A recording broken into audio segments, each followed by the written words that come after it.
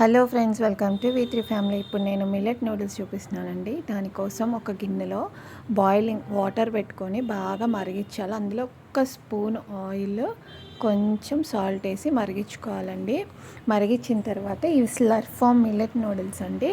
Slurrp Farm వాడి packets ఉంటుంది కదా, ఆ మిల్లెట్ నూడిల్స్ అందులో వేసేసి ఫస్ట్ బాయిల్ చేసుకోవాలి. నూడిల్స్ మనకి కుక్ అయినాయి అని ఎలా తెలుస్తుందంటే కొంచెం పట్టుకుంటే సాఫ్ట్ అవుతుంది, అప్పుడు తీసుకోవాలి.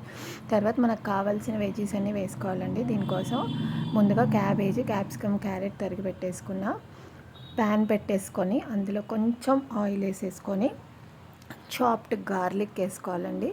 చిన్నగా కట్ చేసిన గార్లిక్, కొంచెం కరివేపాకు మీకు ఇష్టమైతే వేసుకోండి, లేకపోతే లేదు.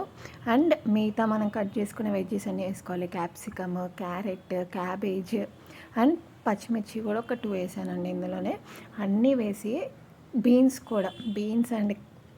కూడా ఉంటే బీన్స్ కూడా వేసుకోవచ్చు. అన్నీ వేసి సాట్ చేసేసి ఒక్క 10 మినిట్స్ అయిన తర్వాత, ఫ్రై అయిన తర్వాత దాంట్లో ఇచ్చే మ్యాగీ మసాలా ప్యాకెట్ ఉంటుందండి, సర్ఫమాట్ ప్యాకెట్లో.